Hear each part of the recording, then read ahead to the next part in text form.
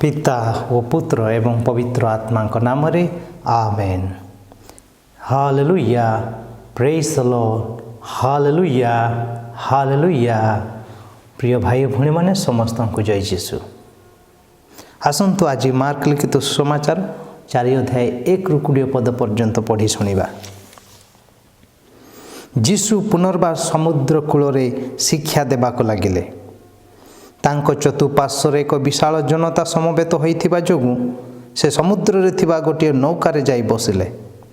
समस्त लोक समुद्र कूल रहिले। से दृष्टांत माध्यम रे सेमानकु अनेक उपदेश देवाक लगिले। से कहिले, सुन, जणे बुणाणी बिहन बुणीबाकू बाहरिला। बुणीबा समय रे केते गुड़िए बिहन रास्ता कड़े पड़िले एवं आकाशर पक्षी माने आसी से गुड़ी को खाईगले। अन्य केतेक बिहन पथुरिया भूमि रे पड़िले। अल्प माटी थिबारु से गुड़िक शीघ्र अंकुरित होई उठिले, किंतु सूर्य उदय हेबा परे चारा गुड़िक पड़ीगले एवं माटीर गभीरता नथिबारु सुखीगले। पुणी केतेक बिहन कंटाबुदा मध्य पड़िले। कंटाबुदा बढ़ी से गुड़िक चापिदेला एवं से गुड़िक किछि फल उत्पन्न कले नाही। मात्र केतेक बिहन उत्तम माटी पड़िले। तन्मध्यरु केतेक 30 गुण, केतेक 60 गुण और केतेक 100 गुण फल फलिले। पुणी से कहिले, जहार कान अछि से सुनु। जीशु एकाकी थिबा समय रे सेही 12 जन और सेमानकर अन्य साथी माने तांको एही दृष्टांत विषय रे पचारिले। से सेमानकु कहिले, ईश्वरଙ୍କ राज्यर निगूढ़ रहस्य तुम्भमानकु दिया जाइछि, किंतु अन्य मानकु सबु किछि दृष्टांत माध्यम रे कुहा जाइछि, जेपरि से माने प्रकृत रे चाहिबे किंतु देखि पारिबे नाही, सुनिबे किंतु बुझी पारिबे नाही, जेपरि से माने मन परिवर्तन करी फेरिबे नाही एवं क्षमा पाइबे नाही। जीशु सेमानकु पचारले, तुम्भे माने कोन एही दृष्टांत बुझी पारु नाहो? तेबे आउ सब दृष्टांत किपरि बुझिबो? बुणाणी वाक्य बुणे। केतेक लोक रास्ता रे पड़िथिबा बिहन परी वाक्य शुणिबा क्षणी शैतान आसी तांको ठारू ताहा काढ़ी नहीं जाए। अन्य केतेक लोक पथुरिया भूमि रे पड़िथिबा बिहन परी सेमाने वाक्य शुणिबा संगे संगे आनंद रे ताहा ग्रहण करंती, किंतु सेमानक ठारे चेर न पड़ी माडिबारु अल्प काल पई दृढ़ रहंती और वाक्य सकाशे दुख निर्यातना आसिले सेमाने विचलित होई संगे संगे ओहरी जांती। अन्य केतेक कुटा, अन्य केतेक कंटा बुदारे बुणा जाइथिबा बिहन सदृश्य। एमाने वाक्य शुणती, किंतु सांसारिक चिंता, धनर मोह एवं अन्य समस्त विषय लालसा वाक्य को चापी पकांती और ताहा फल दिए नाही। पुणी अन्य माने उर्वर जमी रे बुणीथिबा बिहन सदृश्य। सेमाने वाक्य शुणी ग्रहण करती एवं 30 गुण, 60 गुण और 100 गुण फल फलंती। प्रिय भाई भौणी माने, आजिर सुसमाचार रे जीशु ख्रीष्ट आमान को अति सुंदर गोटे दृष्टांत दियंती, बुणाणीर उपमा। यह दृष्टांत माध्यम रे प्रथम आमे जदि देखिबा, जीशु ख्रीष्ट आज गोटे नुआ धारा खोजुछंती। आज गोटे नुआ रूप रे तांकर वाक्य को परिवेशन करुछंती। से नुआ माध्यम रे सुसमाचार प्रचार करुछंती। केमिति?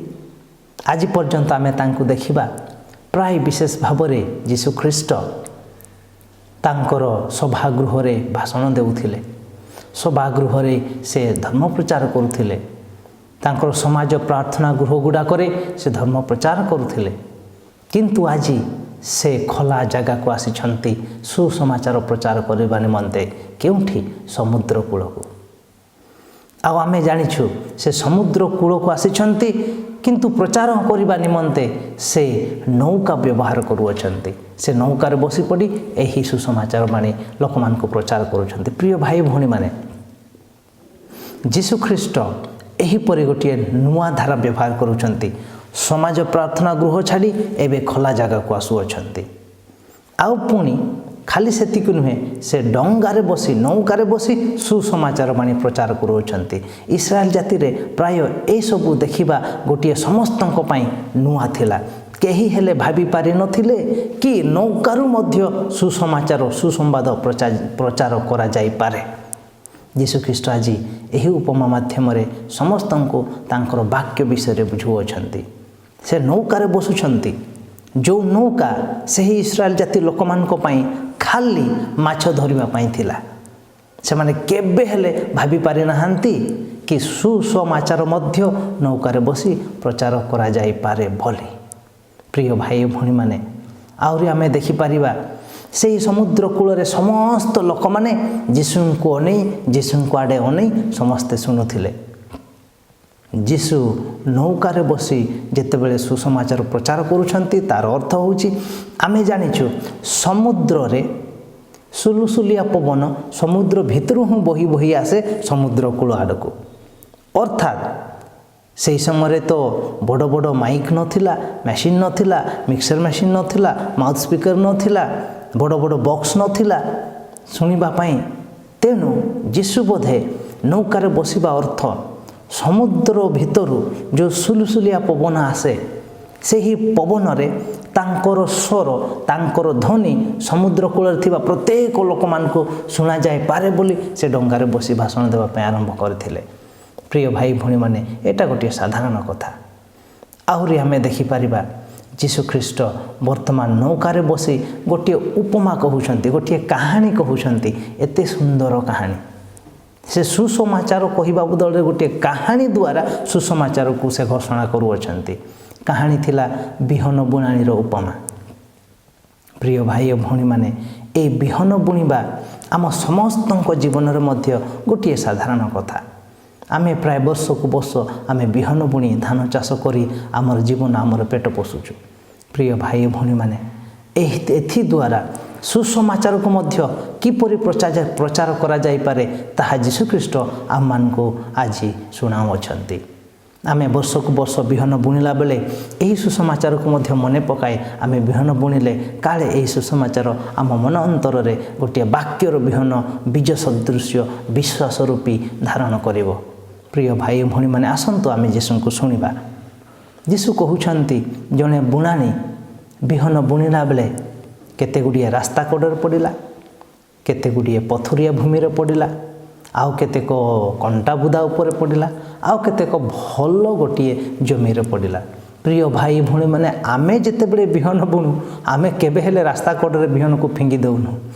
ରାସ୍ତା କଡ଼ରେ ବିହନକୁ ଫିଙ୍ଗି ଦେଉନୁ କିମ୍ବା ପଥର ଉପରେ ଆମେ ବିହନକୁ ଫିଙ୍ଗିବା ନାହିଁ, ବୁଣିବା ନାହିଁ। ଆମେ କଣ୍ଟା ବୁଦା ଦେଖିଲେ ମଧ୍ୟ କଣ୍ଟା ବୁଦାରେ ଆମେ କ'ଣ ବିହନ ବୁଣୁ ନାହିଁ।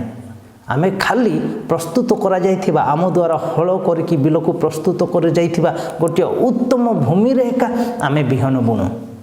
ପ୍ରିୟ ଭାଇ ଭଉଣୀମାନେ, ଏହା ଥିଲା ଗୋଟିଏ କାହାଣୀ। ତେଣୁ ଆମେ କହିପାରିବାନି, ଯୁକ୍ତି କରିବାନି କି ଯୀଶୁ ଜାଣିନଥିଲେ କେମିତିକା ଭୂମିରେ ବିହନ ବୁଣାଯାଏ ବୋଲି। ସେ ଖାଲି ପଥର ଦେଖିଲେ, ରାସ୍ତା କଡ଼ରେ ଦେଖିଲେ, କଣ୍ଟା ଦେଖିଲେ ବିହନକୁ ବୁଣି ଦେଉଥିଲେ ନାହିଁ। ଏଟା ଗୋଟିଏ କାହାଣୀ। ଏ କାହାଣୀରେ ଲୁଚି ରହିଛି ସ୍ୱର୍ଗ ରାଜ୍ୟର ଗୋଟିଏ କାହାଣୀ, ବାକ୍ୟର କାହାଣୀ, ଈଶ୍ୱରଙ୍କର କାହାଣୀ।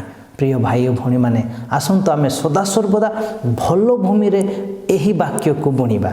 ଅର୍ଥାତ୍ ଭୂମି ହେଉଛି ଆମେ ସମସ୍ତଙ୍କର ହୃଦୟ, ଆଉ ବିହନ ହେଉଛି ଈଶ୍ୱରଙ୍କର ବାକ୍ୟ।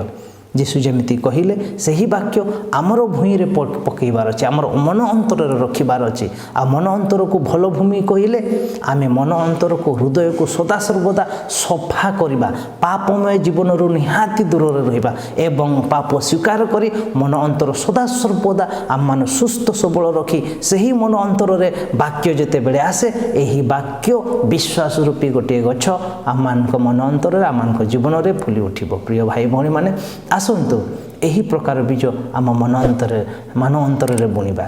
ଏହି ବାକ୍ୟକୁ ଆମେ ଆପଣେଇବା, ଏହି ବାକ୍ୟ ଦ୍ୱାରା ଆମ ଜୀବନକୁ ଗଢ଼ି ତୋଳିବା। ସମସ୍ତଙ୍କୁ ଜୟ ଯୀଶୁ, ଆମେନ୍।